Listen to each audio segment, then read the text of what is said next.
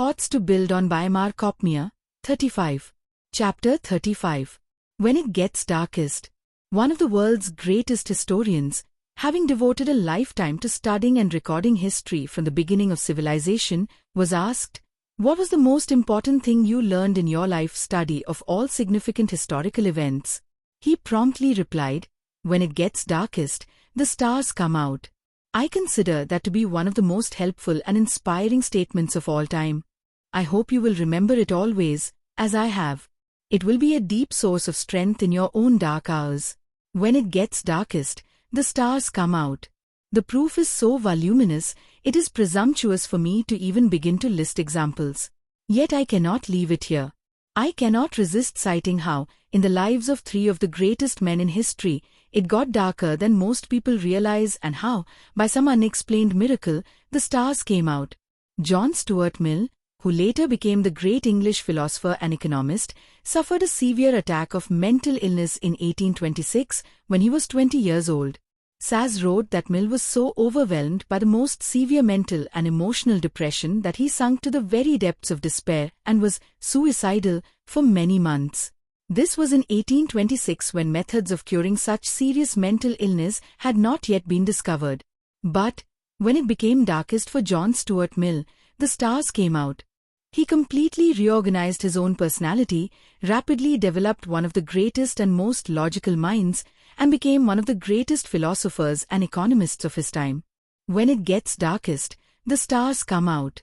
One of the greatest thinkers of all time was William James, the famed philosophical psychologist of Harvard. He was physically frail in his youth, developed severe psychosomatic symptoms affecting his eyes and stomach by the time he was 23. 2 years later, he had to drop his studies entirely and go to Europe for many treatments. However, his mental-emotional disorders worsened and he suffered such extreme mental depression that he often contemplated suicide. Then when it got darkest for William James, the stars came out. He completely overcame and transcended his physical and mental illness to become one of the greatest thinkers in history, a giant in philosophy and psychology, a famed writer, the most distinguished teacher at Harvard, whose wisdom has provided guidance and inspiration for so many of us through the years. When it gets darkest, the stars come out. Dr. Karl Menninger, a world-renowned psychiatrist, notes in his excellent book, The Vital Balance, that Abraham Lincoln suffered not just one, but several episodes of severe mental illness. Lincoln's own law partner described him as a hopeless victim of melancholy, one of the most serious mental disorders. Indeed, Lincoln's future wife's relatives considered him insane, and he reinforced their beliefs when, on his wedding day, after all preparations were made and the rest of the wedding party was waiting, he did not appear.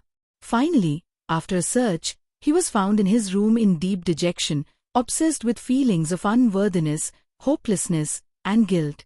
Dale Carnegie, who spent 3 years researching Lincoln's life and writing his biography, wrote that Lincoln became dangerously ill in both body and mind, sinking into a deep and terrible spell of melancholy, mumbling incoherent sentences and threatening suicide.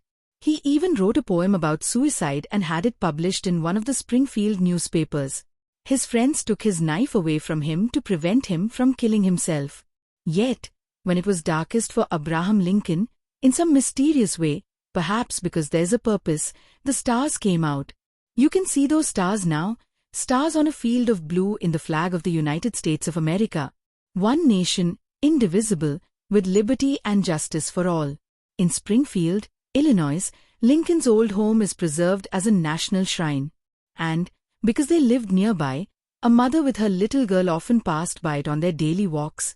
As they passed Lincoln's home, the mother told her little girl about the greatness of Lincoln's presidential years and how much his life contributed to this nation. Then, instead of passing Lincoln's home in daylight, the mother and her little girl happened to pass by one night. As was fitting for a national shrine, the lights were glowing in every room. The little girl cried excitedly, "Look, Mother, look! Mr. Lincoln left the lights on." Yes, little girl, Mr. Lincoln did indeed leave the lights on. He left the lights on all over the world, to light our way toward freedom and equality and brotherhood for all men, everywhere. Lincoln's life fulfilled the promise of history. When it got darkest, the stars came out.